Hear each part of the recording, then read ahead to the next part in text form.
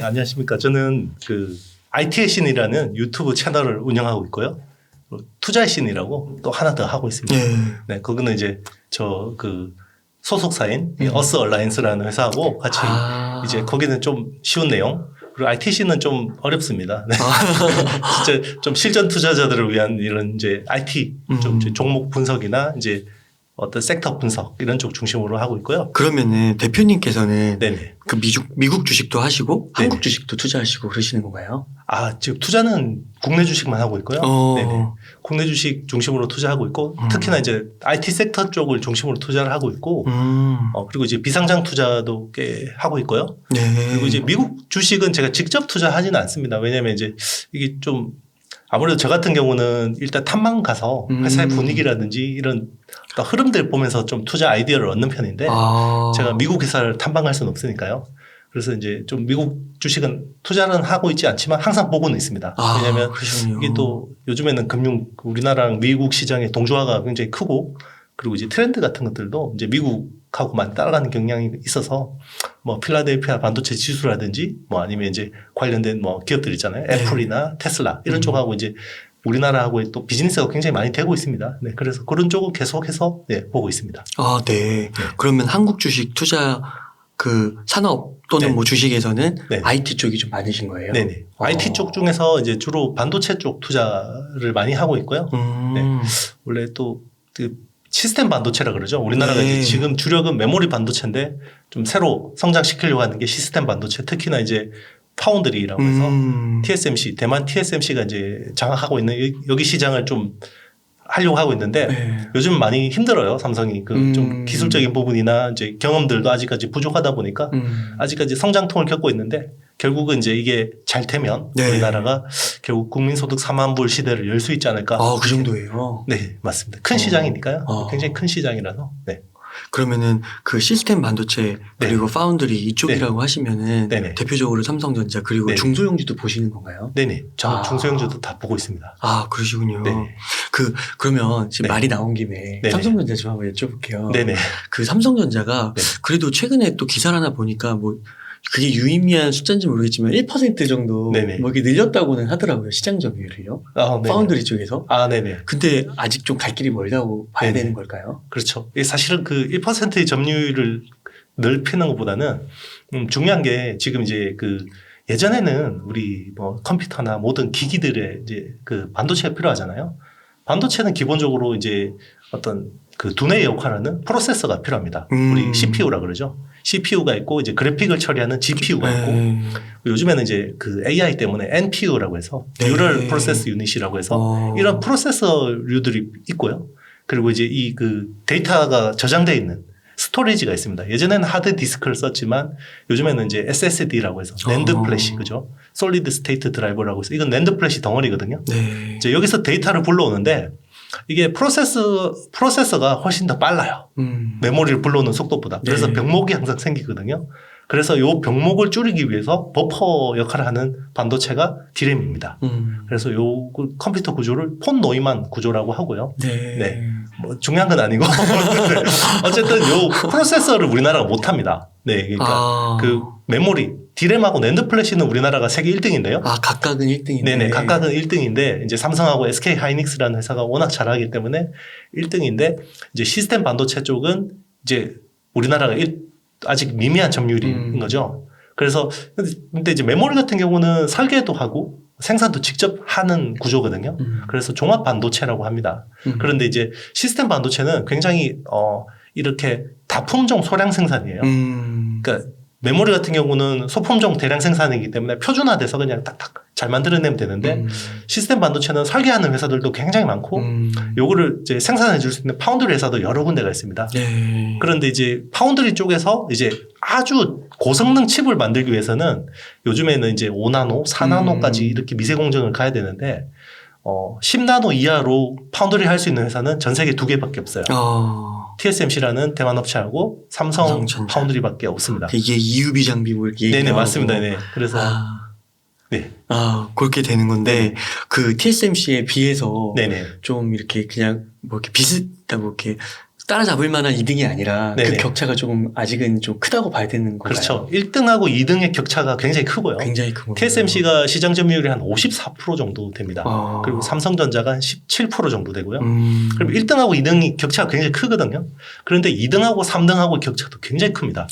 그러면 여기는 1등, 2등이 10나노 이하의 공정을 하고 3등부터는 14나노까지밖에 못해요. 그 뒤에는 다 어떤 오래된 공정들 하는 회사들이고 여기 두 개 회사만 이제 첨단 파운드리를 하는 회사라고 보시면 되겠습니다. 그러면은 네. 그 대표님께서 보실 때는 네. 저희가 어떻게 현재는 이런 위치에 있지만 네네. 앞으로는 좀 네네. 가능성이 있다고 보시나요? 네, 저는 이제 대한민국 반도체의 저력을 믿는데요. 네. 사실은 그게 원래 그 반도체라는 게 미국에서 태동을 해서 그죠. 70년대 이제 실리콘밸리라는 곳에서 이제 반도체가 본격적으로 이제 붐을 일으켰고 80년대는 일본의 시대였거든요. 이제 일본이 이제 그 메모리 네. 그죠. 디램을 일본이 완전히 미국을 제치고 가져왔는데 원래 그 디램이라는 거는 인텔이 만든 반도체입니다. 인텔이 처음으로 이 반도체를 메모리로 쓸 수 있겠다라고 해서 개발한 게 디램인데 결국 일본 업체들은 또 제조 괴물이잖아요. 그죠? 수율에서 이길 수가 없는 거죠. 그래서 인텔은 디램을 포기합니다. 네. 그런데 이제 인텔이 먹고 살 게 없잖아요. 그런데 또 기회가 생기죠. 이 전자계산기, 이제 비지콤이라는 회사가 전자계산기 칩을 설계해달라고 했는데 이게 돈이 될 것 같은 거죠. 그래서 그걸 개발해서 계속 개량한 게 CPU입니다. 그래서 인텔은 이제 CPU 쪽에 집중해서 인텔 인사이드, 그죠? 컴퓨터 안에는 모든 인텔의 칩이 들어가는 시대가 됐고, 이제 80년대는 메모리는 일본의 시대였는데, 90년대는 우리나라가 이제 그 메모리를 가져온 거죠. 네. 90년대 삼성전자가 디램을 또 그 80년대부터 했지만 결국 90년대 1등이 됐잖아요. 그러면서 국민소득이 이제 만불로 갈 수 있는 어떤 그 교도부를 마련했고 그 2000년대 초반에 또 하나 사건이 있죠. 이제 그 낸드 플래시라는 건 도시바 개발한 겁니다. 일본이. 네. 근데 일본 도시바를 제치고 삼성이 또 2000년대 초반에 1등을 차지합니다. 그러면서 국민소득이 2만 불을 넘었죠. 네. 그렇게 국민소득하고 네네. 반도체 산업하고 이게 좀 묘하게 매칭이 되더라고요. 그래요? 그렇죠. 그런데 지금 우리가 이제 3만 5천 불, 6천 불 정도잖아요. 결국 4만 불을 넘어가는데 중요한 게 결국 파운드리 산업 아닐까 그렇게 보고 있습니다. 그러니까 뭐 전기차도 있을 수도 있고, 네네, 뭐 그렇죠. 네이버 카카오의 뭐 수출 컨텐츠 이런 것도 볼 수 있지만 네네. 무엇보다도 그렇죠. 놓칠 수 없는 게 반도체. 맞습니다. 결국 전기차에서도 제일 중요한 게 그 반도체거든요. 어. 우리는 테슬라의 어떤 배터리나 막 이런 것들 보지만 결국 테슬라의 가장 강력한 파워는 자율주행차인데 네. 그 자율주행차를 구현하는 데 있어서 가장 중요한 게 테슬라가 직접 설계한 풀 셀프 드라이빙이라는 칩입니다. 네. 그 칩이 없다 그러면 테슬라의 자율주행차가 나올 수가 없는 거죠. 그러면은 그 칩은 네. TSMC나 삼성전자 같은 파운드리 네네. 회사가 만들 수 있는 건가요? 맞습니다. 예. 설계는 테슬라가 해서 그렇죠. 주고 네, 이제 그러면 공정은 이제 TSMC나 삼성 파운드리에서 하는 겁니다. 네. 그러면은 그 저력을 그냥 네. 진짜 좀 믿어야 되는 걸까요? 네, 저는 그걸 믿고 투자를 하고 있습니다. 네. 그러세요. 네. 또 어떤 분들은 또 아예 그냥 TSMC로 네. 그냥 그 산업 1등 네. 투자한다고 하시는 분들도 있더라고요. 그것도 좋은 투자 아이디어입니다. 사실은. 예. 뭐 어떤 투자에서 이게 편견은 별로 좋지 않거든요. 네. 그래서 뭐 어쨌든 뭐 TSMC도 잘 되고 삼성 파운드리도 잘 되고 결국은 그 시장 파이 자체가 워낙 빨리 커지고 있어요. 파운드리라는 시장 자체가 그래요? 워낙 급성장하고 있기 때문에 네. 그 점유율은 그대로라고 하더라도 둘 다 성장할 수가 있는 거죠. 네. 그 산업 자체가 커지고 네네, 있으니까. 커지고 있습니다. 네. 그렇군요. 그렇죠. 그러면 이게 삼성전자를 많은 분들이 투자를 해가지고 국민주라고 불리긴 하는데 네네. 이 주가가 좀 너무 네. 지지부진하고 답답하다 이런 의견이 좀 있는데 네네. 여기에 대해서 좀 어떻게 생각하세요? 그 우리 지금 팡 기업이라 그러잖아요. 글로벌 빅테크죠. 이제 뭐 애플이라든지 뭐 아마존이라든지 넷플릭스, 구글 이런 회사를 한 2000년대 초반에 투자했다 그러면요. 한 10년 동안 안 오르는 주식이에요. 그렇구나. 미국 시장이 한 10년 동안 박스권이었어요. 굉장히 재미없었죠. 시장 자체가. 네. 2000년대부터 2010년대까지 그랬어요. 그 나스닥 지수 보면 그런 거죠. 그렇죠. 그런데 이제 그때 뭐 신흥국, 뭐 브릭스, 뭐 중국, 뭐 이런 데는 완전 난리였거든요. 네. 그때는 고성장하는 게 브릭스 신흥국 주식이었거든요.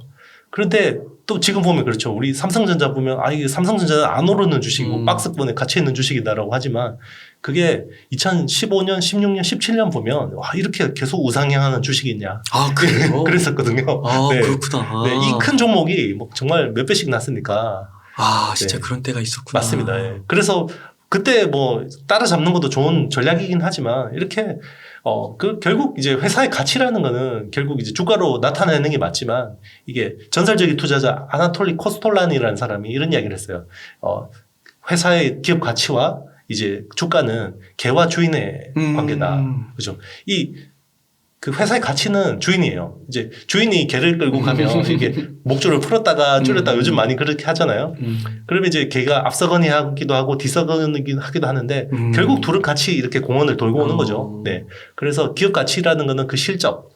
근데 삼성전자가 지금 실적이 안 좋아서 주가가 빠지는 건 아니잖아요. 그죠? 결국 그 어떤 주가, 그 개의 주가, 그 개의 움직임하고 주인의 어떤 가치가 결국 매칭되는 시점이 올 거라고 보고 있어요. 그렇게 보고 저는 이제 분할 매수하는 전략이 낫지 않을까. 네. 그리고 이제 삼성은 양심이 없는 회사가 아닙니다. 그래서 배당을 줘요. 3개월마다 배당을 줍니다. 네. 뭐 요즘에 그 뭐 적금하시는 분들도 계시잖아요. 그러면 적금하면 뭐 1년에 1% 정도 주잖아요. 삼성은 1년에 한 3% 4% 줍니다. 배당. 가끔씩 특별 배당도 합니다. 네. 맞아요. 2020년인가 그때 진짜 많이 들어오더라고요. 맞아요. 네. 그러니까 배당 받고 버티면 되고요. 항상 제가 이야기하는 건 삼성전자는 강남 아파트다. 네. 강남 아파트는 단기 투자해서 돈 벌 수가 없죠. 네. 결국 그 부동산이라는 곳을 있거든요. 계속 안 오르다가 결국 시세는 단기간 뽑아버려요. 주식도 마찬가지거든요. 그 단기간에 시세를 놓치면 결국 그동안에 버텼던 게 아무 의미가 없는 거죠. 네. 그러니까 뭐 한 1년이라고 한다고 하면 네네. 한 10개월 동안은 지지부진하다가 맞습니다. 그래서 지금은 약간 그런 식으로 오히려 해석하는 게 맞습니다. 좋겠다. 저는 그럴 가능성이 높다고 봐요. 왜냐하면 삼성전자의 어떤 그 본질적인 가치나 업황 자체가 꺾일 거라고 보지는 않습니다. 네. 그러니까 개와 주인이 있는데 네. 지금은 개가 약간 주인의 뒤에서 걸어가고 맞습니다. 있는 거네요. 아주 많이 목줄이 많이 빠져 있는 거죠. 목줄이 최대한 늘어나고 네네, 그렇죠. 있는 그런 느낌으로. 그렇죠. 네. 그러면은 이제 삼성전자를 만약에 좀 현금이 있다고 하시는 분들은 분할 매수를 네네. 해도 좋겠다라고 저는 얘기해 유효하다고 보고 있습니다. 네. 그냥 현금으로 적금 넣을 돈이면 그냥 삼성전자 사겠어요. 네. 근데 몰빵은 또 좋지 않고요. 항상 또 이렇게 안정적인 포트폴리오가 필요합니다. 그러면 네. 그 삼성전자 말고 네. 다른 거 사면 안 돼요? 중소형주의 반도체? 그것도 좋은 전략이죠. 그런데 이제 이게 그 공부 안 하고 들어가면 100점 100패입니다. 중소형주는? 네네. 그렇죠. 왜냐하면 중소형주는 변동성이 굉장히 큽니다. 그러면 이제 삼성전자가 안 좋으니까 반도체 섹터들은 다 뭐 안 좋다고 생각할 수도 있잖아요. 그런데 그 중에서 또 튀는 종목들도 있거든요. 네. 항상 그렇습니다. 그러면 중소형주는 네. 거기서는 이렇게 우상향하는 네. 삼성전자처럼 네. 좀 앞으로 계속 우상향할 것이다라고 믿음이 가는 네. 그런 종목은 아직 물론 경쟁력은 있지만 아직 네네. 그렇게 뚜렷하게 보이진 않는 건가요? 중소형주 중에서는 저는 이제 좋게 보는 회사들은 소켓하는 회사들이잖아요. 네. 이제 파운드리 해서 칩을 이제 웨이퍼라고 그러죠. 이제 우리 조 바이든 대통령이 딱 들고 나오는 그게 동그랗게 생겼잖아요. 네. 그거를 바둑판으로 잘라요. 그러면 이제 요 조그만 이제 네모난 조각 하나 나오겠죠. 그게 다이라고 합니다. 반도체 다이라 그러는데 그 상태로는 반도체가 작동을 할 수가 없어요. 그래서 이거를 패키징이라는 후공정을 하거든요. PCB에다가 이걸 놓고 이제 그 금실 같은 거 아니면 아주 미세한 범퍼를 가지고 이제 전기적으로 연결을 하거든요. 그걸 하면 이제 그 우리가 컴퓨터에 보면 시커먼 이렇게 소자 뭐 위에 삼성 돼 있는 거죠. 인텔 돼 있거든요. 이게 반도체거든요. 소자 자체로 이제 이렇게 작동을 하는 건데 지금 파운드리 같은 경우는 이게 칩을 TSMC에서 생산하면 후공정을 하는 회사들이 있고요. 그리고 이제 이거를 칩이 제대로 만들어졌는지 검사하는 과정이 있습니다. 그런 쪽에서 이제 검사 장비, 그리고 생산 장비, 그리고 어떤 소모품, 소켓, 뭐 이런 쪽 하는 회사들이 유망한데요. 종목 말씀드려요? 살짝 언급해 주세요. 네네. 뭐 투자의 판단은 본인이 하셔야 되는 거고요. 일단 저는 그 시스템 반도체 쪽에서 이제 어쨌든 TSMC든 삼성이 잘하든 결국 후공정 쪽에서 뭔가 독보적인 기술을 가진 회사가 국내에 있다고 보고 있거든요. 그래서 이제 이 그 패키징이라고 해서 그 가공하는 그런 장비를 하는 회사가 있습니다. 한미 반도체라는 회사가 있고요. 그 회사는 이제 그 반도체 패키지를 자르고 이제 옮기고 뭐 검사하고 이런 쪽을 하는 회사고요. 그런 쪽에서 독보적인 회사입니다. 그리고 이오테크닉스라는 회사가 있는데요. 여기는 레이저 장비를 합니다. 그래서 PCB에 구멍을 뚫거나 아니면 뭐 그 PCB를 자르거나 그리고 이제 뭐 전공정 쪽에서는 뭐 그 어떤 반도체 뭐 불순물 주입 여기서 이제 레이저 어닐링이라는 공정이 필요한데요. 이제 그런 쪽을 하는 거기 두 개의 회사가 좀 독보적인 기술을 가진 회사라고 보고 있고요. 그리고 이제 파운드리가 계속 돌아가면 이 테스트하는 소켓이 필요하거든요. 그래서 이제 소켓이라는 건 우리 PC 예전에 뜯어보면 반도체 이렇게 꽂았다, 꼽는 거 있죠. 그게 소켓인데 이제 꽂았다 뺐다 하면 이게 자꾸 닳잖아요. 그게 뭐 한 1000번 정도 쓰면 갈아줘야 되고 이런 게 있거든요. 그 소켓을 하는 회사가 있습니다. 국내 3개 회사가 있는데요. 리노공업이라는 회사가 좀 독보적인 회사고, 그리고 이제 TSE라는 회사도 있고요. 그리고 ISC라는 회사도 있습니다. 이제 그런 회사들 중심으로 좀 유망하다고 보고 있습니다. 그래도 이제 아무래도 이런 주식들은 중소형주니까 아무래도 좀 변동성이 좀 클 수 있고. 맞습니다. 또 그만큼 또 많이 공부해야 되고. 그렇죠. 실적은 꼭 확인하시고요. 이제 실적이 이제 가이던스대로 잘 나오는지, 이런 것들 잘 확인하시고, 하시면 충분히, 그러니까요. 이런 게 주식이 그 공부를 안 하면은 오히려 그 좀 떨어졌을 때 기회라고 더 사는 분들도 있는데 못하고 그냥 팔게 되더라고요. 그렇죠. 이게 사실은 그 공부할수록 그 수익의 확률이 높아지는 쪽이 테크, 특히나 IT거든요. 우리나라는 사실 IT 산업이 주력 산업이잖아요. 우리나라 시장 전체에서 IT 비중만 발라내면 거의 30-40% 정도 될 거예요. 그만큼 우리나라는 IT가 주력인 나라이기 때문에 IT를 하지 않고 대한민국 주식을 투자한다라는 것은 어떻게 보면 좀 아이러니죠. 그래서 또 대표님께서도 언급해 주셨지만 그 중소형주를 조금 이제 담아가려고 하신다면은 이 방송을만 듣고 막 매수하면 안 되고 본인이 꼭 뜯어보셔야 됩니다. 뜯어보시고 요즘에는 그리고 분석된 자료들이 너무 많고요. 뭐 저 IT의 신 채널을 와서 보셔도 좋고, 투자의 신도. 그리고 이제 제가 영상 올리면 이것도 텍스트로 다 정리해서 블로그에 많이 올리시더라고요. 그런 것들 좀 보셔도 좀 더. 그러니까 방송을 보니까 너무 이렇게 디테일하게 굉장히 전문 지식까지도 파고드시더라고요. 그래서 뭐 정말 좀 자세하게 알고 싶다 하시는 분들은 꼭 IT의 신까지 한번 또 시청하시면 너무 좋을 것 같습니다. 뭐 그것도 보고 또 애널리스트 보고서도 참고하시면 더 좋을 것 같습니다. 그래서 삼성전자는 오히려 조금은 이렇게 안정성을 갖고 가져갈 수 있고 강남 아파트 비유해 주신 게 딱 머릿속에 들어오네요. 그렇죠. 우리 그 삼성전자가 주가가 신저가잖아요. 그러면 1분기 실적이 굉장히 안 좋게 나왔다고 생각하잖아요. 사람들이. 엄청 좋잖아요. 1분기. 그렇죠. 사상 최대라고. 1분기 실적이 당초 가이던스보다 더 잘 나왔어요. 1조가 이익이 더 나왔거든요. 원래 추정치보다 1조가 더 나왔는데 주가는 반대로 간 거예요. 그렇구나. 만약에 이제 분할 매수를 하려고 하는 겁니다. 그러면은 이게 뭐 전체 자금이 예를 들어 1000만 원이라고 하면요. 혹시 대표님만의 분할 매수법이 좀 있으신가요? 그 1000만 원이 그냥 그 단기성 한 방에 들어오는 자금인가요? 아니면 목돈으로 있습니다. 그냥 여유 자금이 1000만 원으로 있다 그러면 저는 일단 그 1000만 원을 한 10번 정도의 분할 매수를 할 것 같아요. 10번이요? 그래서 한 100만 원씩 정도 일주일에 한 2번 정도 100만 원씩을 투자하는 거죠. 그리고 중요한 건 그 사전에 내가 투자할 종목들을 리스팅을 해야 되고요. 그리고 그 리스팅한 종목 중에서 어떤 게 우선순위인지 파악을 해야겠죠. 예를 들면 제일 좋은 거는 탑다운 방식으로 기업 분석하는 게 제일 좋은데요. 삼성전자를 분석하면 대한민국 IT 산업을 분석할 수 있습니다. 왜냐하면 삼성전자가 안 하는 사업이 없어요. 그러면 일단 삼성전자 크게 보면 3개 부문이 있거든요. 이제 IM 부문이 있고요. IM 부문이 이제 대부분 스마트폰 사업이죠. 한 110조 정도 됩니다. 그리고 IM 부문에서 스마트폰이 있고 그리고 통신 장비가 있죠. 뭐 5G 같은 거. 그리고 CE 부문이 있습니다. CE는 이제 가전하고 TV 쪽이죠. 그리고 DS 부문이 있는데 이제 DS 부문이 반도체하고 디스플레이인데 그 반도체 안에는 메모리도 있고 시스템 반도체도 있고. 그죠. 그리고 삼성 디스플레이가 연결로 잡히고, 그리고 하만 카논이라는 회사가 그죠 연결로 잡히죠. 그러면 삼성이 하는 사업 중에 안 하는 게 없는데, 그러면 이렇게 보는 거죠. 올해 삼성의 사업부 중에서 가장 큰 어떤 수익이나 매출 부분에서 어떤 쪽이 제일 높게 나올까 보면 결국 이익 기여도는 대부분 메모리 쪽이거든요. 그럼 메모리 쪽이 돈을 많이 번다. 그러면 거기서 메모리 쪽 서플라이 체인을 보는 거죠. 그러면 여기 뭐 장비도 있을 거고 부품도 있을 거고 소재도 있을 거고 그죠. 그런 쪽을 이제 계속 하나씩 뜯어보는 겁니다. 탑다운으로. 그런 식으로 보면 이제 큰 종목도 보고 작은 종목도 보고. 그런데 이제 그걸 혼자 하기는 너무 힘드니까 이제 IT신 같은 채널을 보고 잘 활용하시면 좋을 것 같습니다. 맞아요. 그 너무 좋은 것 같아요. 그 직장인분들이 너무 바쁘니까 이 놓치기가 쉬운데 그런 채널들 열어주셔서 그런 지식들 나눠주셔서 너무 좋은 것 같아요. 그리고 이제 너무 이게 IT신만 믿고 투자하시면 안 본인의 어떤 어떤 기준이나 주관이나 본인이 또 어떻게 좋게 보는 그런 것들이 또 생기거든요. 공부를 하다 보면.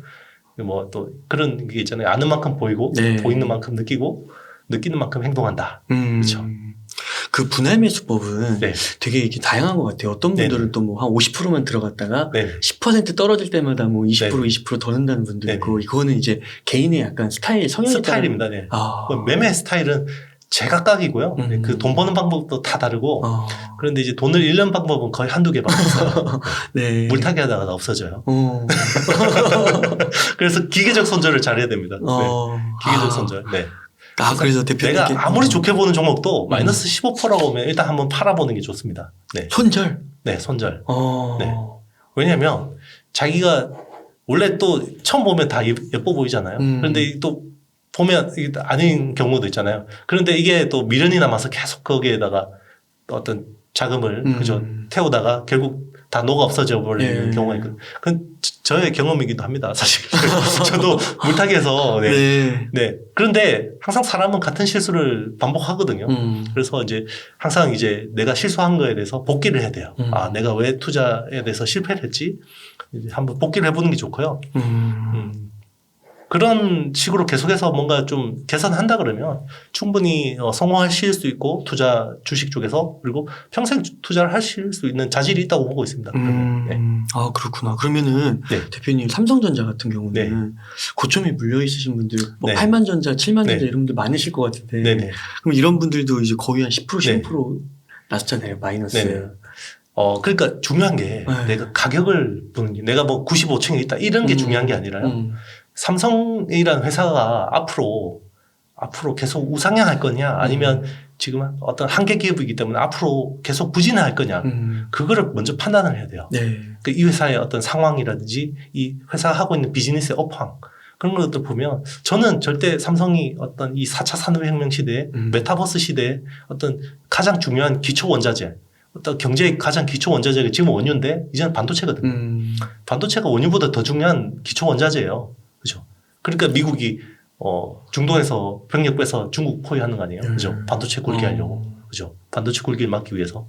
그러니까 결국 그러면 그런 회사인데 이게 그러면 앞으로 우상향하지 못할 거냐. 그죠? 그러면 거기 믿는다 그러면 내가 가격이 중요한 게 아니라 계속해서 그 분할 매수하는 게 맞는 거죠. 그런데 그럼에도 불구하고 매매의 어떤 관점에서 자기 어떤 투자라는 건 멘탈이거든요. 멘탈 싸움인데 내가 지금 뭐 6만 전자인데 9만 5천 원 견딜 수 없다 그러면 일단 팔아야 돼요. 팔고 그리고 그거는 스스로에 대해서 주는 벌이라고 생각이 듭니다. 저도 그렇게 항상 내가 잘못한 거야. 그러면서 다시 사요. 그러면 다시 사면 내가 그렇게 팔았는데도 이 가격에 다시 예전 물량을 채울 수 있다 그러면 그거는 자기가 그만큼 그 종목에 대해서 확신이 있는 거고요. 그게 아니라 누가 좋다더라라고 샀다 그러면 절대 그 물량 못 채워요. 그러면 좀 더 객관화가 됩니다. 스스로에 일단 대해서. 팔고 다시 맞습니다. 또 적절하게 다시 들어가는 그렇죠. 거군요. 네네. 그러니까 항상 이제 어떻게 보면 그 개인 투자자분들이 고점에 물렸어요. 어떻게 해요? 그 고점에 몰빵 치신 분이면 모르겠는데 항상 우리 그 현금 흐름은 들어오잖아요. 그리고 뭐 주식을 뭐 전 재산을 몰빵하진 않았을 거 아니에요. 그러면 이제 일단 그런 식으로 하는 것도 저는 좋은 방법이라고 생각합니다. 그러네요. 그걸 또 다시 산다고 생각하니까 그렇죠. 할 수 있을 것 같기도 그렇죠. 하네요. 네. 합리적일 것 같기도 하고. 그렇죠. 네. 그러면은 네. 그 대표님께서는 아까 좀 분할 매수 관점은 일주일에 2번 정도로 해서 네네. 10번에 나눠서 네네. 사겠다. 그리고 또 궁금한 게 대표님께서는 그러면 한 몇 종목 정도를 개인 투자자들이 사면은 또 손절도 해야 되니까 이제 그거 막 몰빵 쳤다가 손절하면 너무 손해가 크니까 그렇죠. 한 몇 종목 정도 이렇게 갖고 있으면 적당하다고 보세요? 저는 뭐 한 5종목 정도. 개인이 한 5종목. 한 1억 정도 있다고 하면. 그렇죠. 한 2천만 원씩 정도 가지고 있는 게 좋죠. 그리고 이제 굳이 이게 이제 본인이 주식 투자에 얼마나 신경을 쓸 수 있느냐에 따라 또 다르긴 한데요. 저 같으면 일단 성장주에 한 30% 그리고 이제 배당주에 한 30% 배당주도. 40% 정도는 삼성전자 같은 데다가 넣을 거예요. 왜냐하면 삼성전자하고 하이닉스 같은 경우는 아무리 시장이 안 좋아도 팔 수 있어요. 현금하고 똑같습니다. 그래서 그래서 현금하고 똑같은데 배당도 준다. 이런 물론 이제 그 사이에 뭐 시장이 빠지면 빠지겠지만 뭐 이 정도 지수에서 뭐 더 얼마나 하락할 수 있을까 이렇게 보고 있습니다. 그러니까 다른 네. 주식은 되게 많이 빠지는 것 같은데 그래도 네. 오르지도 않지만 내리는 폭도 작은 것 같더라고요. 다른 주식들은 이게 시장이 안 좋아지면 거래량이 말라버려요. 그러면 네. 내가 팔지 못하고 나올 수가 있습니다. 부동산하고 똑같아요. 부동산도 호황일 때는 거래량이 많기 때문에 이걸 뭐 내가 손절이라도 할 수 있는데 작은 종목들 같은 경우는 손절도 못해요. 거래량이 없습니다. 탈출이 현금화가 안 되는 네, 거예요. 효과가 없습니다. 그런데 삼성전자하고 하이닉스 같은 경우는 네, 그런 경우는 없죠. 네이버 카카오도 그러네요. 네이버 카카오도 뭐 상대적으로 괜찮긴 한데 거기도 거래량이 뭐 녹록진 않을 수도 있죠. 네. 그래요? 네. 그렇구나. 네. 그러면은 그래서 한 40% 정도는 진짜 뭐 은행 예금이다 생각하고. 네, 뭐 그렇죠. 현금을 가지고 있으면 좋은데 그렇죠. 사실 주식하는 사람들이 현금 가지고 있는 게 제일 힘들어요. 맞아요. 네, 매일 살 종목이 생기거든요. 그래서 40%는 네. 삼성전자나 SK 하이닉스에 두고. 네네. 30%도 배당주에 담으신다고 하셨어요. 네네. 그건 이유가 어떻게 되세요? 일단은 회사 생활을 열심히 해야 되기 때문에 그 성장주 비중이 너무 크면요. 이 변동성이 너무 커져요. 포트에 변동성이 너무 커지기 때문에. 그리고 배당주들은 보통 시세 변동이 크지 않고 네, 약간 좀 안정적입니다. 오를 때는 덜 오르고 내릴 때는 덜 내리고 예, 그런 경향이 있기 때문에. 그럼 뭐 배당 많이 주는 뭐 금융, 증권 이런 거 괜찮다고 보시는 건가요? 지금은 뭐 금리 상승기이기 때문에 금융주도 괜찮다고 보고 있고요. 그리고 의외로 지주사들 보면 네. 효성 같은 데는 뭐 배당 시가 배당률이 뭐 7% 가까이 됩니다. 네. 지금 정확하게 확인 안 해봤는데 뭐 그런 종목들 많거든요. 네. 요즘 6, 7% 많더라고요. 네네 많아요. 네. 꼭 중요한 게 그 배당 많이 준다고 하지 말고 그래도 이 회사가 업황이나 어떤 그 시황들이 어떤 이 회사의 경쟁력이 기본적으로 있어야 돼요. 그거는 보고 해야 됩니다. 네. 그러니까 앞으로 그 산업이 네네. 성장은 해야 되는 네네 성장은 해야 되는 거죠. 네. 그렇구나. 네. 그러니까 지금 뭐 돈 잘 벌고 배당 많이 줘도 그렇죠. 산업이 뭐 정체돼 있거나 하락하는 곳에는 회사가 적자내도 오너가 돈 필요하면 배당할 수 있는 거니까 그런 회사는 하면 안 되는 거죠. 네. 그럼 거기서 말씀하시는 이제 성장주는 우선 삼성전자도 성장주에 분류가 될 수 있는 건가요? 거의 가치주에 가깝다고 봐야죠. 삼성전자는? 네네. 물론 이제 성장주죠. 그런데 이제 지금 흐름 자체는 거의 가치주 같은 성격을 보이고요. 예를 들면 그런 거죠. 이게 굉장히 그 지수가 굉장히 우상향할 때는 보통 이제 성장주처럼 움직여요. 그런데 이렇게 주가가 하락할 때는 거의 가치주처럼 움직입니다. 네. 그러니까요. 그 작년 2022년에 그 막 6만, 7만, 8만, 네네, 9만 그렇죠. 갈 때 진짜 매달 오르더라고요. 그렇죠. 그게 성장주 같은 느낌이죠. 맞아요. 네. 그래서 보통 이제 어떤 상승기일 때는 PER을 따져요. 주가 수익 배율을 따지고요. 네. 그리고 이제 요즘같이 업황이 시장이 안 좋을 때는 PBR, 장부상 가치를 따지죠. 그렇구나. 그러면 그때 그러면 성장주라고 말씀하시는 거는 좀 어떤 분류신 거예요? 예를 들면 자율주행차 관련, 그죠? 뭐 애플카 관련, 뭐 테슬라 관련, 그리고 뭐 가장 핫한 2차 전지주, 뭐 이런 것들이 성장주로 봐야겠죠. 성장이 다 붙어 있는 거죠. 뭐 메타버스, 뭐 그렇죠. 이런. 그렇게 컨텐츠 뭐 이런 것도 들어갈 수 있는 그렇죠. 거고. 네. 폴더블 폰 쪽이 또 일단은 뭐 무조건 연간 성장이 뭐 거의 2배씩 나오는 거 그런 것들은 그렇죠. 2차 전지 같은 경우 작년에 전기차 같은 경우 작년에 100% 넘게 성장이 나왔잖아요. 그렇죠. 네, 그렇죠. 그다음에 요즘에 좀 힘든 것 같아요. 그렇죠. 그러니까 하락장에서는 그게 이제 성장주들이 지약이죠. 네. 그만큼 이제 그 매출이나 영업이익이 받쳐진 게 아니고 멀티플만 많이 받았으니까. 그래서 이 시장도 사계절이 있어요. 시장도 사계절이 있는데 일단은 두 가지 요인이 있습니다. 유동성이라는 측면이 있고요. 유동성은 이제 뭐 정부나 뭐 코로나19 때처럼 막 돈을 푸는 그죠? 돈을 푸는 시점이 있고 요즘처럼 금리를 인상해서 돈을 걷어들이는 시점이 있는 거죠. 그리고 기업 실적이라는 부분이 있어요. 그래서 이제 보통 보면 코로나19라는 어떤 쇼크가 왔잖아요. 그러면 일단 막 돈을 엄청 풉니다. 그러면 그럴 때는 유동성 장이죠. 무조건 그 돈을 풀기 때문에 뭐 웬만한 주식은 다 올라가요. 그게 봄입니다. 봄. 그리고 이제 일단은 유동성은 좋은데 실적은 별로 안 좋죠. 그리고 이제 이게 어느 정도 되면 유동성도 좋은데 실적도 막 올라오기 시작합니다. 요게 이제 작년 장 같은 그죠. 그런데 오히려 시세는 봄에 제일 많이 나와요. 그리고 웬만한 종목 다 오릅니다. 그럴 때는 이제 개인들 들어오시면 이거 주식 쉽네. 그죠? 주식 이거 두 배 먹으려고 하는 그렇죠. 거지. 그렇죠. 막 그런 거고 이제 여름으로 넘어오면 이제 조금씩 난이도가 높아지는데 지금이 이제 가을이죠. 네. 가을이에요? 네. 가을은 실적은 나오는데 이제 유동성 꺾이는 거죠. 유동성은 이제 막 돈을 회수합니다. 인플레이션이 생기면. 그럼 그럴 때는 어떠냐면 지수가 못 가요. 네. 그러니까 봄에는 막 지수가 막 1490에서 그냥 막 2000, 3000까지 가버리거든요. 근데 가을에는 지수가 못 가는데 그런데 그 중에서 튀는 애들이 있어요. 실적 나오는 애들. 개별주로. 네, 개별주들이 팍팍 튑니다. 그렇구나. 네. 그게 지금 어떻게 보면 가을이고요. 이제 겨울이 되면 이제 실적도 꺾이고 돈도 말라버리고 그러면 이제 또 이제 쇼크가 한번 나고 그럼 또 막 돈을 풀고 또 몸이 오고 이런 식으로 이제 그 일본의 전설적인 투자자 우라가미 군요 네, 제가 이야기한 건 아니고요. 우라가미 군요라는 분이 그런 식으로 분석을 했습니다. 아니 그럼 지금 가을이면 곧 네. 겨울인데 이거 다 떠나야 되는 거 아니에요? 가을이 이제 시작된 거죠. 네. 왜냐하면 그 삼성전자 실적 보셨잖아요. 네. 그죠? 실적이 아직까지는 그렇게 꺾일 걱정을 하지 않아요. 그러면은 그 지수 자체는 좀 지지부진하지만 그러니까 가을에 그런 느낌이지만 그렇죠. 아까 개별주는 움직인다고 했는데 그렇죠. 그럼 그 개별주에서 저평가된 거를 조금 맞습니다. 매수한다고 하면 괜찮은 그렇죠. 건데 그렇게 보면 또 삼성전자는 괜찮은 타이밍이라고. 그렇죠. 네. 그렇게. 삼성전자를 개별주라고 보기는 좀 무리고요. 사실 삼성전자 같은 경우는 우리나라 통화하고 좀 연결된 측면이 있어요. 네. 워낙 큰 종목이기 때문에. 그래서 이제 어떻게 보면 환율하고 좀 연동성이 크고요. 그래서 이제 또 중국도 영향이 크고 우리나라 같은 경우는 중국에서 벌어들이는 수익, 무역 수지 30% 이상이 이제 대부분 중국에서 벌어들이기 때문에 위안화하고 연동성이 크기 때문에 약간 위안화 강세로 갈 때 이제 우리나라도 원화 강세로 가고 삼성전자도 좀 좋아지는 측면이 있거든요. 거의 화폐처럼 주식인데 그리고 이제 파생 상품하고 엮인 것도 너무 많아요. 그래서 삼성전자는 사실 그냥 어떤 본연의 그냥 펀더멘털로 보기에는 좀 문제가 있고 그까지 다 따지면서 투자하실 필요는 없고요. 네. 어쨌든 그렇게 좀 안정적인 회사다. 그리고 이제 시세는 단기간에 준다. 네, 그게 중요한 거고요. 그럼 그 단기간에 주는 거는 사실 아무도 모르죠. 아무도 모르는 거고. 그렇죠.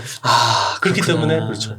강남 아파트 계속 물려가지고 있다가 결국 그게 재작년 같을 때 시세 확 뽑아버리잖아요. 네. 맞아요. 그렇죠. 네. 강남 아파트 막 한 6, 7년 동안 힘들어 하시다가. 그렇죠. 맞아요. 네. 그 유명한 그 유튜버이신 분도 그 2017년 이럴 때 집 샀다가 13년에 본전 와서 팔았는데 그게 거기서 두세 배. 2007년에 사셨다가. 그렇죠. 왜냐면. 10년 이렇게 되신 거예요. 그죠. 거의 그때는 하우스푸어라는 말이 제일 유명했었잖아요. 뉴스텔미 하우스푸어라고. 유명 유튜버시네요. 슈카 분, 슈카님이 자기 방송에서 이야기하셨어요. 17년인가, 2007년인가 집을 사셨는데, 그게 이제 13년까지 너무 힘들어서 본전 와서 팔았는데, 그게 3배 갔다, 4배 갔다, 이렇게. 그런 분들 많아요. 네. 네. 왜냐면 그때 2007년도에 음마아파트가 한 13억, 32평 13억 정도 했는데, 그게 그 금융위기 때 거의 8억 7천까지 빠졌거든요. 그게 이제 2013년 때 이제 거의 본전 왔었는데 그때 물량 던진 사람이 많거든요. 네. 주식도 마찬가지예요. 네. 네. 그 여담이지만 지금 부동산은 어떻게 보세요? 제가 부동산 전문가는 아닌데 부동산 전문가는 아닌데 어쨌든 단기적으로는 안 빠질 것 같아요. 왜냐하면 지금 이제 어떤 신정부 자체가 굉장히 완화적인 스탠스이기 때문에 그런데 지금 너무 이게 물가 상승률이 어떤 그 부담이 크기 때문에 막 풀어주기도 쉽지 않아요. 그래서 이제 일단은 재건축 재개발 중심으로 좀 이제 시세가 올라가는 것 같은데 결국은 그 금리의 영향을 피할 수는 없어요. 금리가 올라가면 무섭습니다. 이자가 막 늘어나면요. 한 달에 내가 막 300만 원 이자 내다가 이게 400, 500 되면 사람들이 견딜 수 있는 이게 달라요. 지금 막 그렇게 300만 원씩 그 원리금 부담을 하시는 분들이 좀 많다고 보시는가요? 좀 많다고 보시나요? 그러니까 이제 마지막에 연끌하신 분들이 좀 그렇죠. 연끌하신 분들이 좀 레버리지를 과하게 쓰신 분들이 좀 이제 특히나 이제 젊은 분들이 예, 많죠. 네. 그죠. 이게 그러면 아파트 이게 어떻게 될지 모르지만 네. 그 과거에 참고로 저는 IT 전문가입니다. 잠깐만 한 5분 정도만.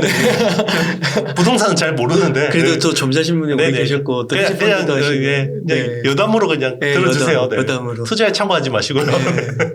그러면은 그 시기는 모르고 또 단기적으로는 안 빠질 거라고 또 보시기도 한다고 하셨고 그 이유도 말씀해 주셨는데 그 과거에 진짜 막 몇 천만 원으로 서울 집을 갭 투자할 수 있었던 시기가 있었다고 하더라고요. 근데 그런 시기가 앞으로 언제 올지 모르지만 올 수는 있다고 보시나요? 지금 여기서 전세값이 더 올라가면 정권 지지율이 어떻게 될까요? 떨어질 것 같아요. 전세가는. 그렇죠. 신정부도 지금 지지율이 그 대선 때 0.78% 맞아요. 당선됐는데 겨우죠. 여기 그러면 지방총선 작살납니다. 아. 네, 그렇죠. 지선 있거든요. 네, 그러니까 이게 쉬운 문제가 아니에요. 그러면 집값을 내리든지 아니면 전세가를 올리든지 해야지 갭이 붙잖아요. 그죠? 쉽지 않은 거예요. 네. 그리고 지금 우리나라 가계소득 가계 부채가 지금 1,800조 원 넘었거든요. 네. 쉬운 문제가 아니에요. 만약에 이 1,800조 가계 부채에서 만약에 1% 금리가 인상된다 그러면 이자 부담만 180조죠. 그러면 그게 가처분 소득에서 빠지는 거죠. 그럼 우리나라 소비에 얼마나 영향을 줄까요? 엄청나게 180조가 없어지는 거예요. 그냥 이자 갚느라고 소비를 못 하는 겁니다. 네. 이거는 뭐 진보든 보수든 이거는 쉬운 문제가 아닌 거예요. 네. 짧은 IT 전문가의 짧은 매크로. 네. 저도 그냥 얄팍하니까. 근데 이게 투자가 또 이렇게 자산들이 다 엮여 있고 또 이렇게 둘러둘러 보시면 좋으니까 또 그 포괄적인 뷰를 한번 말씀해 주셨다 생각하시고. 제 주변에 또 부동산 전문가가 있으니까 그분들한테 이제 좀 들은 거예요. 기동량한 거. 네. 예. 감사합니다. 그러면 또 제가 궁금한 게 다시 이제 IT 전문가로 돌아가서 한국 주식은 이거 그 미국 주식하고 좀 다르게 계속 모아가는 거 아닌 것 같다. 이런 분들 좀 많으신 것 같아요. 진짜 모아가는 거 아닌가요? 그런데 이제 사실은 사실 부자가 되려면 부자 근처에 있었거든요. 부자하고 친구가 돼야 되잖아요. 근데 이제 운이 좋게도 제 주변에는 슈퍼개미라고 하시는 분들이 많아요. 뭐 유명하신 슈퍼개미들도 있지만 이제 방송에 아예 나오기 싫어하는 슈퍼개미 분들이 많으신데 한 분이 저하고 되게 이제 매주 점심을 같이 하는데요. 그분하고 이제 점심을 매번 하는데 금융위기 때 자기 계좌에 4,600만 원 있었어요. 2008년? 네. 다 녹아가지고. 다 녹아서? 네. 계좌가 원래 몇십억의 자산이 있으셨는데 금융위기 때 보니까 4,600만 원. 큰 돈이죠. 사실 4,600만 원이 큰 돈인데 그래도 30억 있던 사람이 4,600만 원 있으면 못 견디죠. 네. 그분이 10배짜리 종목을 3개를 냈어요. 네. 그때 이후로? 네. 금융위기 때 이후로. 그때 이제 스마트폰 사이클을 탄 거죠. 네. 그런데 어떤 종목은 아직도 안 파신 종목도 있어요. 10배가 났는데. 그렇구나. 네. 그러면 그분은 그렇게 해서 자산이 500억 넘게 이제 자산을 일구셨는데, 그러면 이제 물론 이제 그걸 일반화할 수는 없죠. 근데 그분을 이제 일반화할 수는 없는 건데, 그러면 그런 분들이 꽤 계세요. 여의도에 이제 어떤 숨은 고수들을 보면 계시는데, 그러면 이게 장기 투자가 안 되는 거냐? 이게 아닌 거죠. 네. 그렇구나. 네. 종목 나름인 것 같습니다. 네. 그거를 그냥 너무 이렇게 퉁쳐가지고 일반화시키면 안 되고. 그렇죠. 찾아야 된다는 거죠. 맞습니다. 그게 이제 어떻게 보면, 우리가 지금의 어떤 헤게모니에 익숙해져 있기 때문에 그래요. 이게 2010년 이후로는 전 세계의 성장이 다 미국으로 가버렸거든요. 빅테크 시대였잖아요. 이른바 빅테크 시대였고, 미국만 성장하고, 미국을 제외한 대다수 나라들의 어떤 주가 차트가 뭐 정도는 있지만 대부분 박스권이에요. 뭐 독일이나 이탈리아나 뭐 더 빠진 데도 있고요. 그런 우리나라도 마찬가지인 거죠. 그나마 우리나라는 어떤 경제 성장을 한 거예요. 그나마. 그런데도 이제 어떤 과거의 성장, 고성장에 비해서는 좀 눈높이가 이제 안 되는 건데, 이제 그래서 이제 그런 식으로 자조의 이야기를 하는 건데요. 사실은 몇 배짜리 종목은 매년 나와요. 네, 매년 나오죠. 작년에도 10배짜리 종목이 나왔어요. 뭐 텍스트라는 메타버스 관련주들은 10배가 났거든요. 한 해 동안. 네. 그렇군요. 그렇죠. 물론 이제 변동성은 크죠. 네. 그러면은 대표님께서는 이제 IT 쪽을 좀 전문으로 투자를 하시고 공부도 하시고 그렇게 하시는데요. 혹시 조금 뭐 뭐 깊이라고까지는 좀 그렇지만 좀 네. 이렇게 이건 이 섹터는 좀 별로다. 네네. 좀 우선순위에서 밀린다. 네네. 좀 이런 섹터가 좀 있으신가요? 뭐 어쨌든 저는 제가 잘 모르는 섹터는 잘 안 보는 편이라서 네. 일단은 섹터라기보다는 이제 그 어떤 테마성으로 단기 급등한 종목을 좀 따라붙어서 물리는 경우가 되게 많더라고요, 개미들이. 그런 것들을 좀 조심하는 게 좋지 않을까. 이미 오른 거. 네네. 그렇죠. 이게 이미 오른 거를 붙어서 먹을 수 있는 장이 있어요. 그럼 봄. 그죠? 봄. 봄에는 그게 됩니다. 네. 오늘 상한가 난 종목 상따하면 내일 또 오를 가능성이 높은데요. 요즘에는 가치 없어요. 네. 물론 이제 모든 게 그런 건 아니지만. 네. 삼성전자 이렇게 말씀을 해주셨는데 또 하나의 국민주라고 하면 이제 네이버와 카카오가 있잖아요. 그렇죠. 그 네이버 카카오에 대해서도 좀 어떤 견해를 갖고 계신지 궁금합니다. 일단 이제 네이버 카카오가 올랐던 이유를 한번 따져보면요. 일단은 그 어떤 이번 정부, 그죠? 지금 이제 문재인 정부의 어떤 1호 규제 샌드박스가 인터넷 뱅킹이었죠. 그죠? 인터넷 은행. 그죠? 그러면서 이제 카카오뱅크가 수혜를 본 거고, 그리고 이제 그 뭐 네이버도 이제 같이 언택트 이런 흐름에서 또 되게 좋았었죠. 그런데 이제 이게 어느 순간 또 이게 골목 상권 침해, 코로나19로 인해서 자영업자들의 어떤 그 고통이 가중되다 보니까 또 이제 역적이 됐고, 그죠? 네쿠캅에 그러다가 이제 역적이 됐죠. 지금은 네. 수수료 뭐 이런 것 때문에. 그래서 이제 어떻게 보면 가격적으로 보면 고점 대비 반토막이 났기 때문에 기술적 반등이 나와도 이상하지는 않다라고 생각할 수 있는데요. 뭐 그런 측면에서 분할 매수하는 건 나쁘지 않은 것 같아요. 이제 뭐 기술적인 분석에서. 그런데 일단 트리거가 나와야 된다고 생각합니다. 그 이전처럼 우리 또 눈높이는 이전에 상승했던 것만큼 그런 반등을 기대하실 건 아니잖아요. 그죠? 그러려면 일단은 이제 카카오 같은 경우는 해외 쪽에서 뭔가 나와야 돼요. 우리 김범수 의장이 어떤 의장직을 사퇴하고 지금 해외 사업에 집중하고 있잖아요. 그러면 결국 이제 카카오가 해외 쪽에서 나올 수 있는 게 뭘까 보면 결국 그 콘텐츠 같습니다. 예, 콘텐츠. 특히나 웹툰. 네, 카카오 페이지, 뭐 일본의 피코마 이런 쪽에서 뭔가가 또 제대로 나와야 되고요. 네이버 같은 경우는 이제 제페토, 메타버스 플랫폼에서 뭔가 제대로 된 트리거가 나와야 된다고 보고 있습니다. 거기서 또 이슈가 붙었을 때, 또 실적까지. 그러니까 시세라는 게 가장 좋은 때가 언제냐면요. 기업 이익이 막 성장하는데요. 거기 막 멀티플까지 붙어줄 때 제일 좋아요. 네, 그러면 오버슈팅을 해버리거든요. 그게 이제 우리 그 네이버 카카오가 그 전에 대세 상승했을 때 그 구간이 썼거든요. 카카오는 원래 돈 못 벌던 회사였는데 갑자기 막 돈을 벌더니 막 멀티플 아름다운 그림들이 붙어요.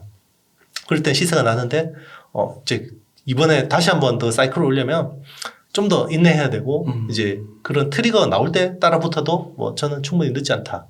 네. 뭐 종목 투자할 게 없으면 모르겠는데 뭐 여기에 내가 굳이 뭐 돈을 묵혀둬야 될까? 그런 생각도 좀 있습니다. 네. 그 네이버, 카카오 둘 중에 선호하시는 거 혹시 있으신가요? 저는 이제 항상 카카오가 좋다고 이야기했었어요. 그랬어요? 네. 카카오 그 이제 오르기 전에. 네. 저 분할하기 전에 막 그 15만 원까지 사야 된다고 계속 이야기했었거든요. 그때는 카카오가 뭐 15만 원, 18만 원 가면 안 오르던 주식이었어요. 그게 그 분할하기 전에 50배, 5배 하기 전에. 그런데 이제 지금은 네이버가 더 좋아 보입니다. 네. 네이버가 오히려 더 저평가되어 있다. 네. 지금은 그렇게 보이네요. 그렇게 막 이렇게 자회사 상장이라고 하나요? 그런 것도 안 하고. 그렇죠. 그런 것도 안 하고 결국 이제 해외 쪽에서 뭔가 제대로 성과가 나오고 있고 그리고 이제 그 제페토라는 플랫폼이 너무 좋아요. 지금 한 3억 명 정도 가입자가 있는데 어마어마하더라고요. 네, 90%가 외국인이에요. 그게 큽니다. 네. 이만한 플랫폼을 가진 테크 회사들이 없거든요. 네. 감사합니다. 그러면 이제 지금까지 이렇게 주식 그리고 투자 시장 이렇게 해서 좀 진단을 해주셨는데요. 네. 이거는 이제 주식이랑 조금 벗어나서 아까 부동산도 언급해 주셨던 것처럼 이번에는 좀 한번 암호화폐 한번 여쭙고 싶은데 혹시 암호화폐 대표님 좀 보시고 그러시나요? 저는 이제 그 시세 파악은 하는데 제가 직접 투자하지는 않습니다. 투자는 안 하시고요. 그러면은 이렇게 좀 자산의 소액이라도 포트폴리오로 가져가는 건 어떻게 생각하세요? 저는 어떤 이제 자산으로 해서 가치는 입증했다고 보고 있습니다. 그렇죠. 어쨌든 이제 그 터키 하이퍼 인플레이션 그리고 이번에 러시아 우크라이나 사태 때 그죠? 이제 그 나라의 어떤 자산가들이 결국 그 비트코인을 디지털 금처럼 그죠? 해피처로 이제 했잖아요.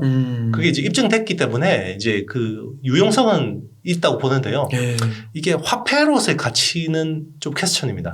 이 자산하고 화폐는 좀 다르거든요. 화폐는 어쨌든 거래가 돼야 됩니다. 그런데 이 변동성이 크면 화폐로서의 가치가 없죠. 네. 자산으로의 가치도 있는데, 네.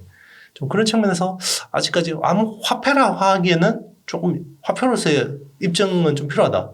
다만 자산으로서 가치는 입증했다. 그래서 자기의 자산 포트폴리오에서 일부를 가져가는 것은 뭐 나쁘지 않다 보고 있습니다. 아, 그렇군요. 네. 그러면 만약에 이제 사회 초년생이요. 네. 목돈은 없는데 네. 이제 뭐 소비하고 이렇게 하고 월급 받고 난 쓰고 나니까 한 100만 원의 여윳돈이 있는 거예요. 네. 그럼 그런 분들은 투자를 좀 할 때 뭐 네. 주식, 뭐 네. 암호화폐 이런 네. 거를 좀 같이 좀 모아가도 괜찮을까요? 네. 일단 제 경험을 네. 말씀드리면 저도 뭐 월급쟁이 생활했고 기자 시절 기자가 그렇게 저는 뭐 박봉인 회사는 아니었는데 그래도 뭐 넉넉하지는 않았었거든요. 그러면 이제 어쨌든 그때 모아갔던 전략은 저는 이제 일단은 세 개로 쪼갰어요. 일단은 그때는 이제 또 우리 적립식 펀드의 시대였거든요. 지금은 펀드는 별로 매력이 없고요. 그때는 이제 펀드가 좋았기 때문에 일단 펀드를 사.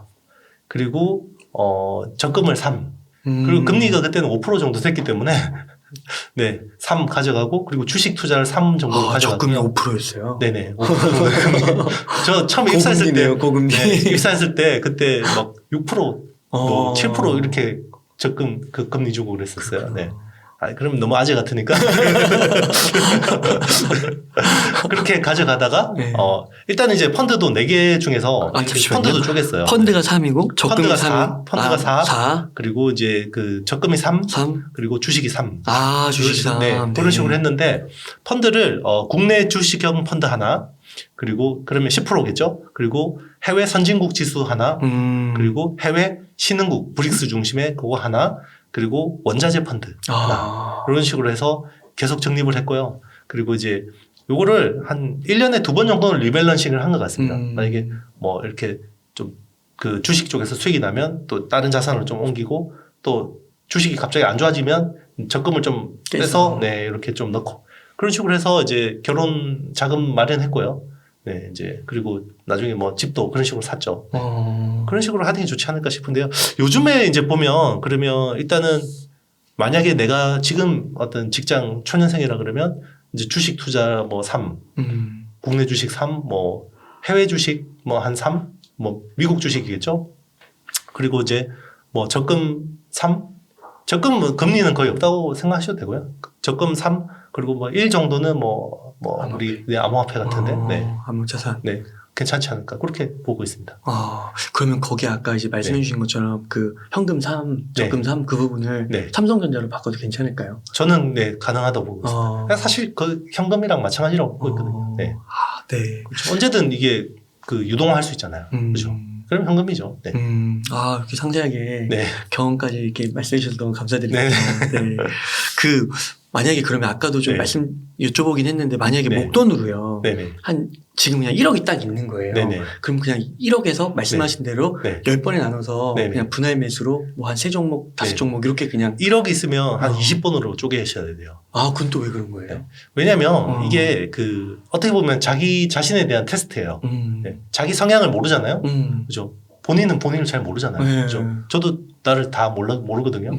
그래서 내가 이거를 인내할 수 있는 사람인지 알아야 돼요. 만약에 내가 1억이라는 자금을 그러면 이 500만 원도 적은 돈이 아니죠, 한 번에. 그러면 500만 원을 한 종목 몰빵하면 안 되는 거죠. 그죠? 금액이 크니까. 그렇죠. 크니까. 그죠. 그래서 한번 사고 내가 그러면 매주 월요일 날 사야지. 스스로의 약속이죠. 대부분 못 지켜요, 여러분. 대부분 못 지키고 저도 잘 못 지키는데요. 어쨌든 항상 쪼개서 투자하는 습관. 저 같은 경우는 정말 진짜 큰 자산가신데 그분은 한 주씩 거래하시는 분도 계시거든요. 아직까지 한 주씩 사요. 한 주 많이 눌러야 되죠, 그 대신에. 요즘에는 AI가 한 주씩 많이 사긴 하는데. 그렇죠.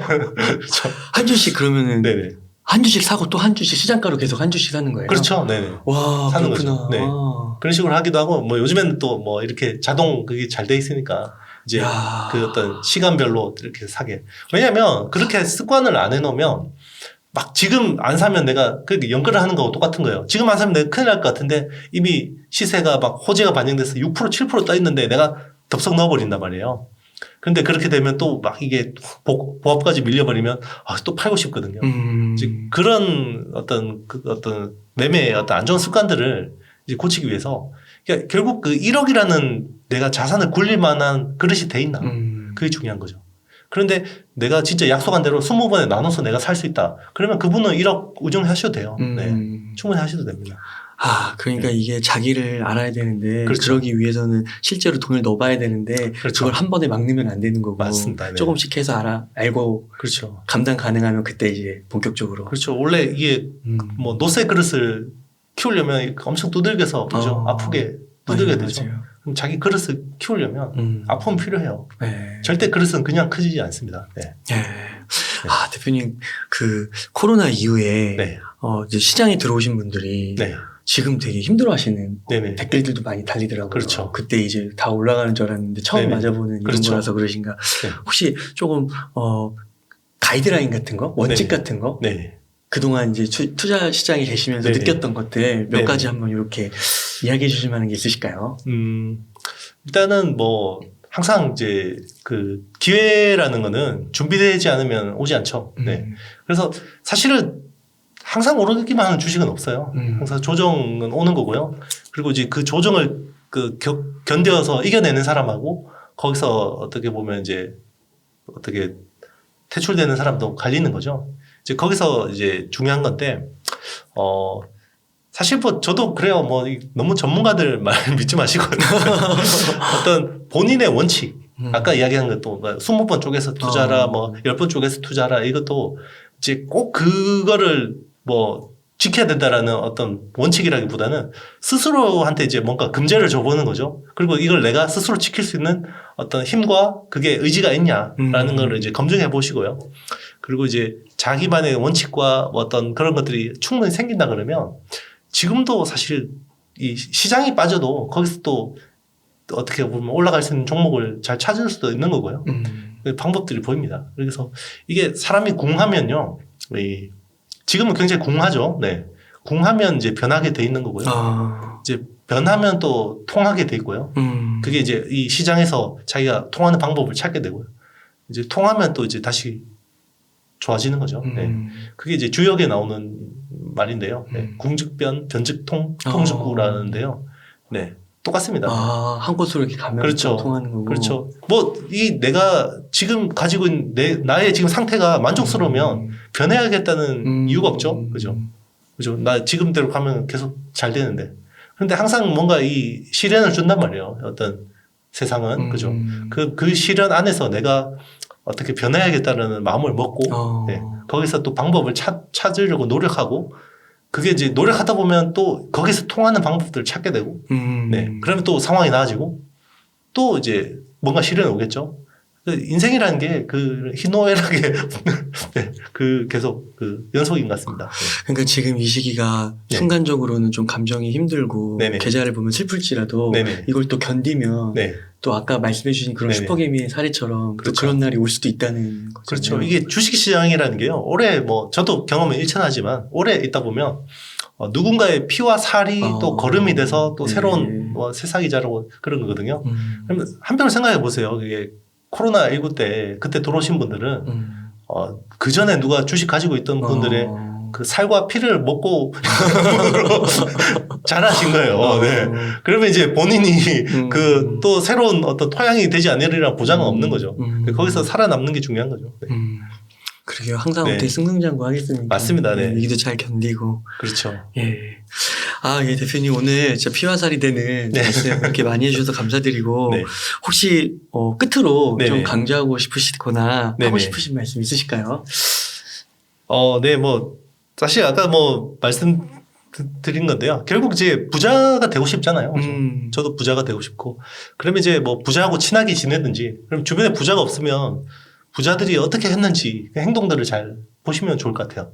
그래서 저는 이제 제 주변에 있는 부자들의 행동을 이제 항상 네. 많이 보는데요. 네. 일단 이제 그분들의 특징은 일단 어떤 상황에서도 긍정적이다. 네. 네, 긍정적이다라는 거고요. 그리고 이제 일단 편견이 적어요. 편견이 적고요. 일단은 사실 뭐 1만 시간의 법칙이라 그러죠. 어떤 분야에서 그죠 우리 옹 대표님도 이거 1만 시간 하다 보면 여기서 뭔가 장인이 되잖아요. 전문가가 되고. 근데 주식이라는 건요 1만 시간 한다고 해서 전문가가 되지는 않습니다. 네. 괜히 편견만 생기고요.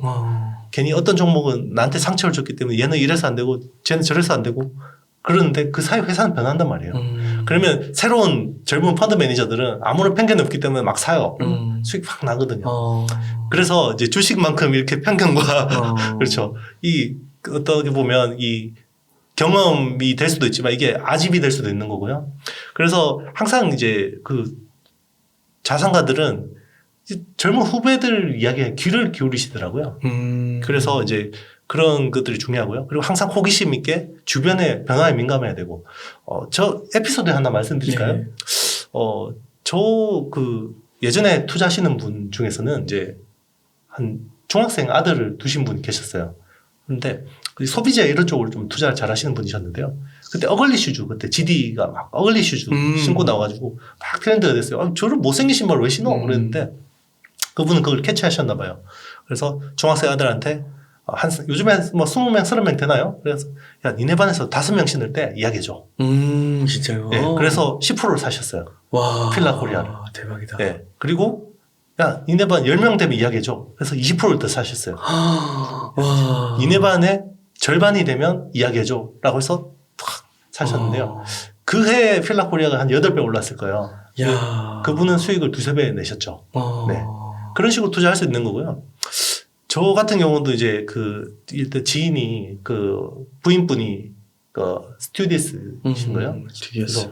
아니 삼양라면 그러면 예전에 막 우리나라 3등 라면이었잖아요. 그죠? 뭐 농심, 오뚜기, 삼양 그러면 옛날 우지파동 막 이런. 그런데 동남아 인도네시아 갔더니 편의점에 전부 불닭볶음면이라는 이상한 라면이 다 깔려 있더래요. 그게 몇 년 전이었어요. 그래서 흘려들었대요. 그런데 그게 불닭볶음면이 삼양 챌린지라 그래서 동남아 친구들이 나 매운 거 잘 먹어. 그래서 막 그거 먹는 챌린지가 유행을 해가지고 해외 수출이 대박이 난 거예요. 삼양식품이. 그래서 거기서 한 몇 배가 났거든요. 단기간 시세가. 그러니까 어떤 현상이 있을 때 그거를 그냥 특이하네? 라고 지나갈 건지 아니면 거기서 내가 남들하고 좀 더 다르게 보고 투자의 기회를 잡을 건지. 그렇죠. 그런 것들을 항상 연습하고 트레이닝하고 그리고 이제 그 기회가 왔을 때 내가 딱 대응할 수 있는 어떤 항상 그죠 5분 대기조 같은 이런 훈련이 돼 있어야 된다는 거죠. 네. 진짜 편견이 없어야 그런 게 더 잘 보이는 거고. 그렇죠. 분명히 지금도 어떻게 보면 굉장한 트렌드들이 지나가고 있을 거예요. 네. 근데 본인 생활 속에 있을 텐데 그런 것들을 외면해 버리는 거죠. 그렇죠. 특이하네. 그러고 왔는데 투자자들은 그걸 귀신같이 캐치를 하는 거죠. 네. 그러면 혹시 네. 투자로 좀 이렇게 성공하시고 부자가 되신 분들 가운데 네. 혹시 학력 있잖아요. 네. 학력이 다 이렇게 높거나 네. 뭐 그런 게 좀 있으신 게 다 좋거나. 네. 천차만별인 것 같아요. 천차만별이에요. 네. 정말 학력이 좋으신 분도 있고 학력이 정말 안 좋으신 분도 있고. 그래요. 그리고 뭐 정말 뭐 뜬금없는 일을 하다가 대박이 나신 분도 있고요. 정말 제각각인 것 같아요. 그렇구나. 돈을 버는 방법은 그래서 다양하구나. 근데 돈을 잃는 방법은 거의 한두 개. 손절을 못하면 돈을 잃는구나. 손절을 할 때는 절대 물타기를 하지 말고 기계적 손절을 해야 돼. 그러니까 제가 보니까 정말 기계적 손절을 잘 하시더라고요. 네. 아무리 자기가 좋게 봐도 이게 마이너스 15%가 되면 탁 자르더라고요. 그리고 다시 사요. 그게 대단한 거죠. 그렇구나. 네. 우리 보통 그렇잖아요. 이게 상승 초입에 내가 들고 있다가 팔아버리죠. 만약에 내가 계속 끙끙거리다가 2만 원을 샀어요. 그러면 한 2만 2천 되면 팔았죠. 그러면 회사를 받는 더 좋아. 그러면 3만 원에 사실 수 있어요? 못 사죠. 대부분 못 사요. 근데 사요. 그분들은. 사요. 자기가 판 가격 잊어버려요. 네. 물론 이제 툴들 그러면서 그러긴 하는데. 근데 진짜 훈련 안 됐으면 못할 것 같아요. 아니면 못하죠. 네, 대표님. 이렇게 긴 시간 동안 역사, 이론, 그리고 실제로 주변에서 봐온 네. 그런 생생한 사례까지 네네. 너무 유익한 시간이었습니다. 네네. 너무 감사 말씀드립니다. 네네. 그래서 오늘 이 방송을 들으시는 분들이 정말 도움 많이 되셨을 것 같고 힘든 네네. 시기에 네. 다시 한번 좀 공부 좀 해봐야겠다 네네. 마음 차리고 네. 그런 생각 하셨을 것 같고 네. 그런 분들도 이 웅달책방뿐만 아니라 네네. 그 투자의 신 그리고 IT의 신에 네네. 가서 또 IT 쪽에 더 많은 관심과 공부를 하고 싶은 분들은 네네. 꼭 그렇게 시청하시면 너무 좋을 것 같습니다. 네네. 이 내용 보고 제 채널 오시면 되게 당황하실 것 같아요. 네. 제 채널에서는 이런 내용을 전혀 하지는 않거든요. 그래서 어떻게 보면 저는 이제 훨씬 전문적이고 그렇죠. 딥한 거죠. 그렇죠. 이제 보통 IT 전문가라 그러면 일단 뭐 삼성전자 3나노가 어떻고 뭐 이런 이야기만 하는데 그렇죠. 이제 오늘 이런 이야기를 하니까 참 저도 새롭고 재밌었던 것 같아요. 그러네요. 재밌게 들어주시면 좋겠습니다. 예, 감사합니다. 그럼 대표님 오늘 인터뷰 한 요 정도에서 마무리하도록 하겠습니다. 네. 이렇게 해서 유튜브 채널 IT의 신, 투자의 신을 운영 중에 있으신 이영수님을 모시고 이야기를 나눠봤습니다. 긴 시간 동안 유익한 인사이트 많이 나눠주셔서 감사의 말씀드립니다. 오늘 고생 많으셨습니다. 네, 감사합니다.